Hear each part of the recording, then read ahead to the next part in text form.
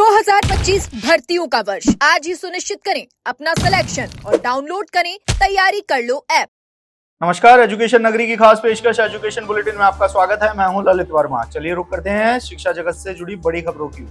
SI भर्ती पर चाहे हाईकोर्ट ने सरकार को 2 महीने का समय दे दिया हो और अगली सुनवाई 2 मई को होनी है, लेकिन इसके बावजूद भी भर्ती के विरोध में अभी भी प्रदेश के युवा बेरोजगार लगातार भजनलाल सरकार से भर्ती को रद्द करवाने की मांग कर रहे हैं। गौरतलब है कि हाईकोर्ट में हुई मैराथन सुनवाई के दौरान कोर्ट ने सरकार को भर्ती पर फैसला लेने के लिए 2 महीने का समय दिया था। साथ ही हाईकोर्ट ने इस भर्ती पर सरकार से स्वतंत्र फैसला लेने की भी बात कही है। ऐसे में अब एक बार फिर से प्रदेश के युवा बेरोजगार भजनलाल सरकार से मांग कर रहे हैं कि लाखों युवाओं के हितों को ध्यान में रखते हुए भर्ती को रद्द करने का फैसला लिया जाए।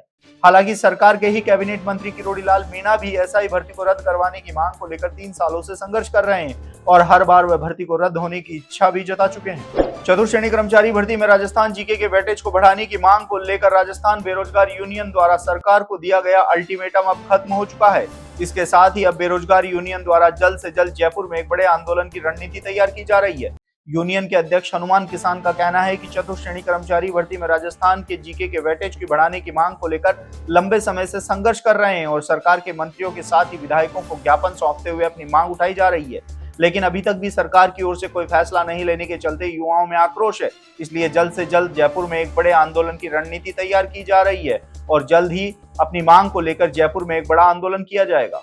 रीट लेवल 2 का 1 गुना परिणाम जारी करने की मांग अब तेज हो गई है। अभ्यर्थी लंबे समय से 1 गुना परिणाम जारी करने की मांग कर रहे हैं, लेकिन अब तक कोई स्पष्ट जवाब नहीं मिल सका है। इससे अभ्यर्थी असमंजस की स्थिति में है। मंगलवार को कई अभ्यर्थी राजस्थान कर्मचारी चयन बोर्ड पहुंचे और बोर्ड अध्यक्ष मेजर जनरल आलोक राज से मुलाकात कर 1 गुना परिणाम जारी करने की मांग करते हुए जल्द ही राहत देने की गुहार लगाई। बोर्ड अध्यक्ष आलोक राज ने अभ्यर्थियों से मुलाकात के बाद आश्वासन दिया कि अगर 2 गुना का परिणाम जारी हो चुका है तो 1 गुना का परिणाम भी जल्दी जारी किया जाएगा। उन्होंने यह भी बताया है कि इस मामले में देरी के पीछे लीगल राय ली जा रही है ताकि भविष्य में किसी भी प्रकार की कानूनी समस्याओं का सामना न करना पड़े।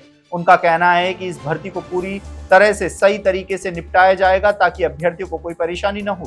फार्मासिस्ट भर्ती 2023 की अंतिम सूची और नियुक्ति की मांग को लेकर लगातार 8 दिन से शीफू के ऑफिस के बाहर युवा बेरोजगार धरने पर बैठे हुए हैं। अभ्यर्थियों का कहना है कि 8 दिन से यहां सैकड़ों अभ्यर्थी डटे हुए हैं। धरने के 8वें दिन अभ्यर्थी धरना स्थल पर सद्बुद्धि युद्ध करने की योजना बनाई थी, लेकिन पुलिस ने पाबंद कर दिया, जिससे वह नहीं हो सका। हालांकि धरना अभी भी जारी है। ऐसे में अभ्यर्थियों का कहना है कि जब तक समस्या का समाधान नहीं होगा तब तक धरना जारी रहेगा। अभ्यर्थियों ने आरोप लगाते हुए कहा है कि दस्तावेज सत्यापन हुए 18 माह का समय बीत चुका है। भर्ती का नोटिफिकेशन जारी हुए 22 महीने हो गए हैं। 8 महीने पहले प्रोविजनल सूची भी निकाल दी गई, लेकिन अभी तक न तो अंतिम सूची जारी की गई है और न ही नियुक्ति दी जा रही है। कई बार प्रदर्शन भी कर चुके हैं। पिछले 8 महीनों से लगातार चिकित्सा विभाग, शीफू और सचिवालय के चक्कर लगा रहे हैं, लेकिन मामले में कोई ठोस निर्णय नहीं हो पा रहा है। राजस्थान में पीटीआई भर्ती परीक्षा 2022 में पेपर लीक और फर्जीवाड़े के मामले में लगातार नए खुलासे हो रहे हैं। अब एसओजी के फिरोजाबाद के सिहोबाद की जेएस यूनिवर्सिटी पर शिकंजा कसना शुरू कर दिया है।